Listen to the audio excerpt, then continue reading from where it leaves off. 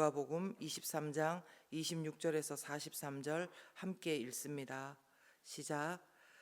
그들이 예수를 끌고 갈 때에 시몬이라는 구레네 사람이 시골에서 오는 것을 붙들어 그에게 십자가를 지워 예수를 따르게 하더라.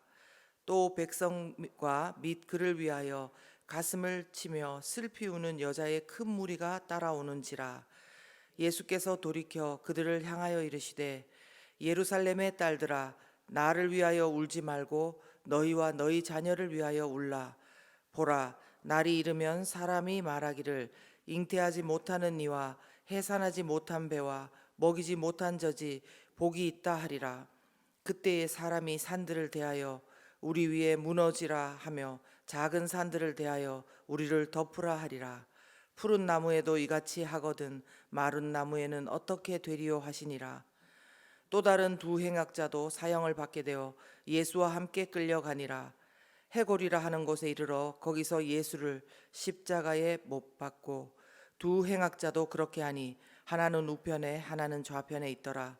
이에 예수께서 이르시되 아버지, 저들을 사하여 주옵소서, 자기들이 하는 것을 알지 못함이니이다 하시더라.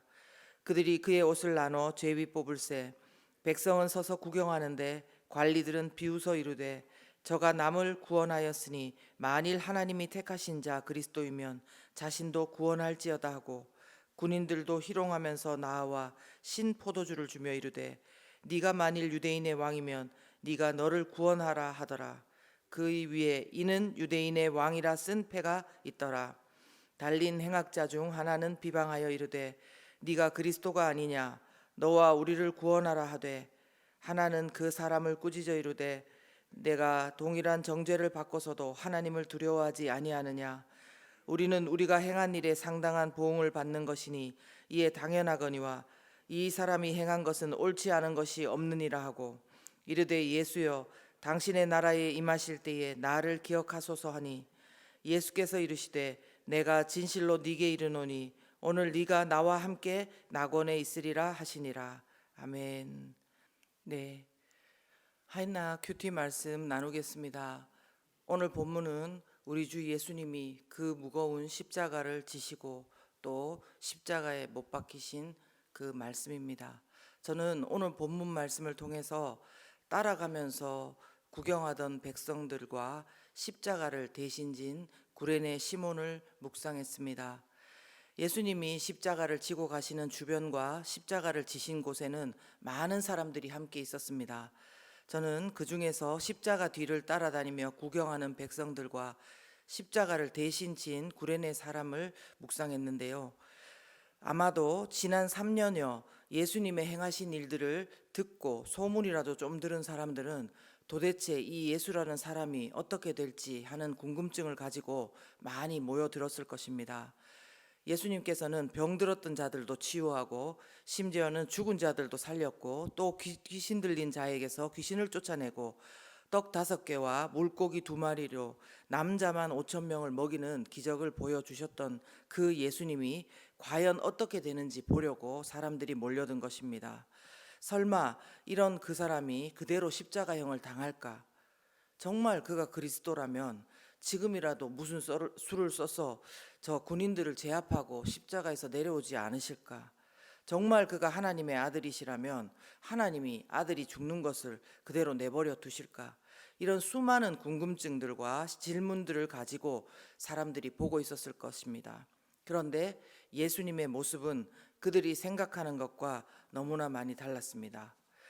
예수님은 이미 관리들과 군인들에 의해서 희롱당하고 뼈조각과 금속 조각이 섞인 가죽 채찍으로 죽으실 만큼 맞았습니다. 이제 그들은 예수님에게 무거운 나무 십자가를 지고 걸어가게 했습니다. 바로 예수님이 못 박히실 사형틀인 그 십자가였습니다. 예수님은 총독 관저에서부터 골고다 언덕까지 그 십자가를 지고 가야 했는데 밤새 이쪽 저쪽으로 끌려다니면서 신문당하시고 또 채찍까지 죽을 만큼 맞으신 예수님에게는 너무나 무거운 십자가였던 것입니다. 예수님께서 무거운 십자가를 쓰러질 듯 거의 끌고 가고 계시고 채찍질로 헤어지고 벌어진 상처에서 나온 피들이 흐르고 있고 온 얼굴과 옷에 피와 살점이 묻어 있고 배어 있는 것입니다. 이런 예수님의 모습을 보면서 따라가던 사람 중에 6월절 기간이라 예루살렘으로 명절을 보내러 온 북아프리카의 구레네 사람 시몬이 있었습니다. 그는 무리들 속에 있다가 붙들려 마태복음 병행 구절에 의하면 억지로 예수님의 십자가를 대신 짊어지고 가도록 갑자기 군중에서 끌어내진 사람이었습니다. 본인이 그 십자가를 대신 지고 싶어서가 아니라 무리들 속에 있다가 군인이 붙들어내서 억지로 대신 십자가를 지게 된 것입니다. 저는 늘 이 구레네 사람 시몬의 모습을 보면서 저와 비슷하다는 생각을 했습니다.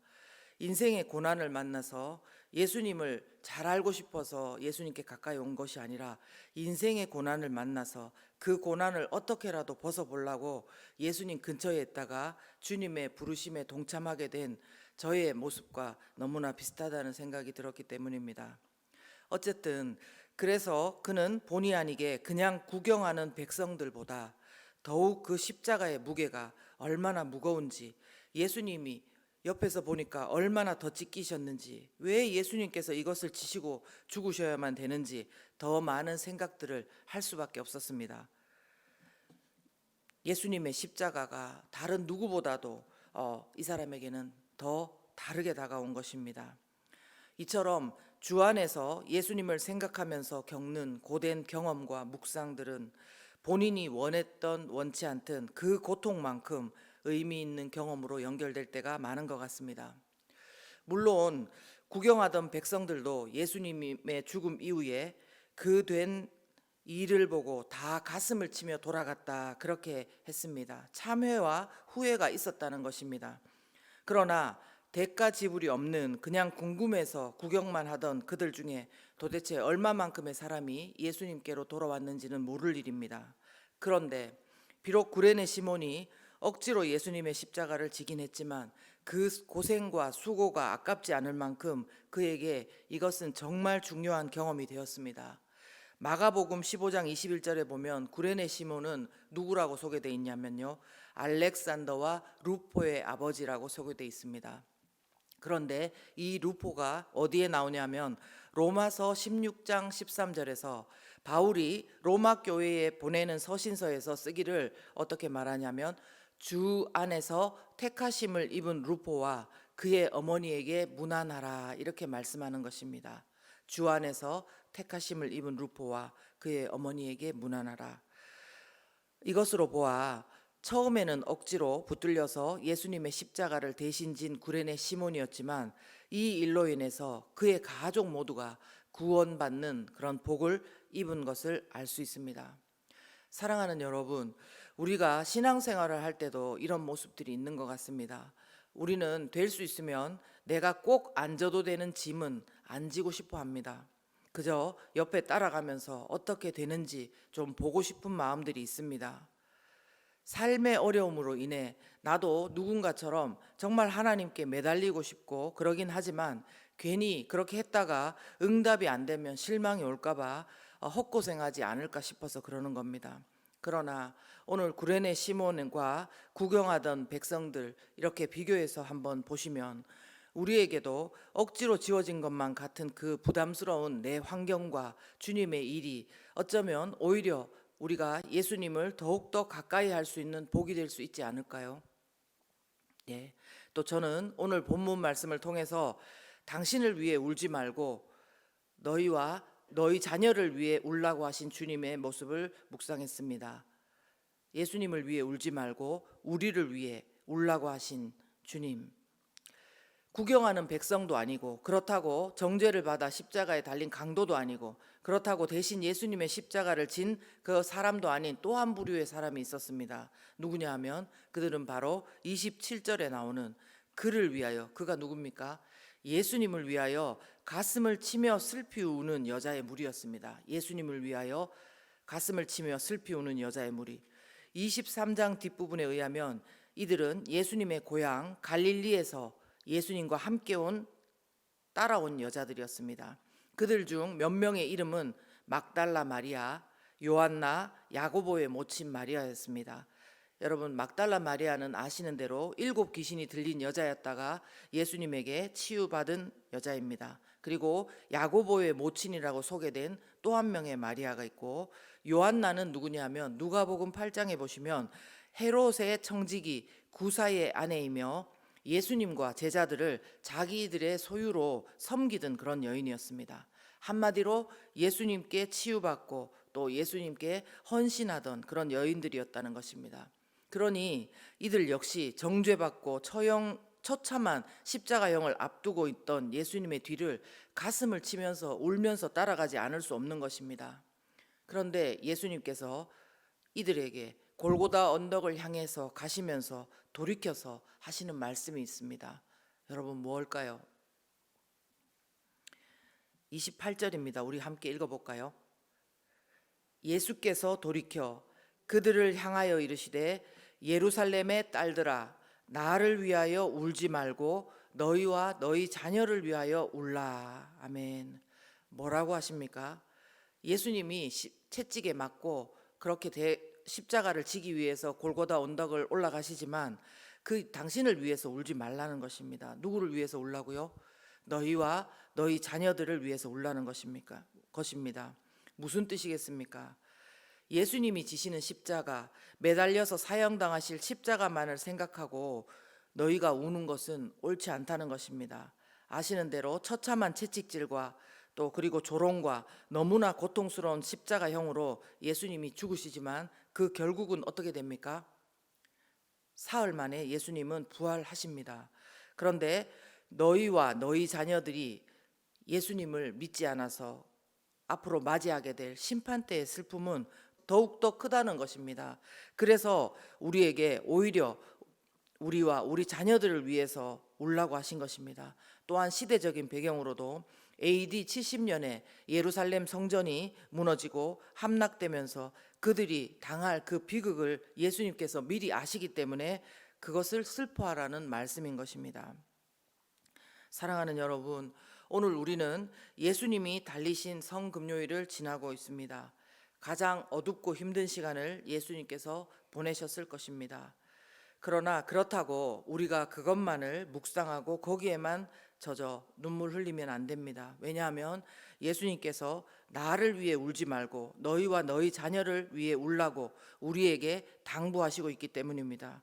우리는 하나님께서 우리를 얼마나 사랑하셔서 외아들 예수 그리스도를 주셨는지 정말 가슴 깊이 그 사랑을 느껴야 됩니다.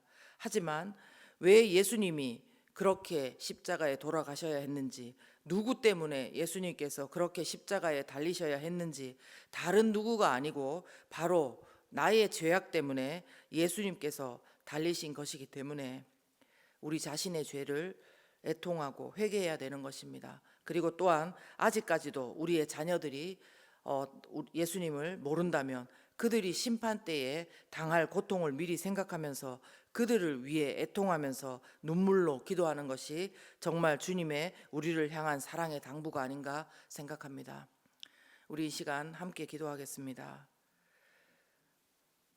기도하실 때에 하나님 아버지, 우리가 그냥 예수님 주변에 있으면서 따라가면서 구경하던 백성들의 모습은 아닌지요. 비록 내가 자원해서 진 십자가는 아니지만 고난 때문에 힘듦 때문에 주님 앞에 나왔지만 그래서 십자가 옆에 나왔지만 우리가 그 대신 지는 예수님의 십자가, 예수님의 그 고난에 동참하는 우리 그런 모습이 되기를 원한다고 이 시간 기도했으면 좋겠습니다. 그리고 우리 자신을 생각하고 우리의 자녀를 생각할 때 정말 우리의 죄악 때문에 예수님께서 십자가에 달리심을 기억하고 그것을 애통해하며 아직도 예수님을 믿지 않고 있는 우리의 가족들을 위해서 이 시간 눈물로 기도했으면 좋겠습니다.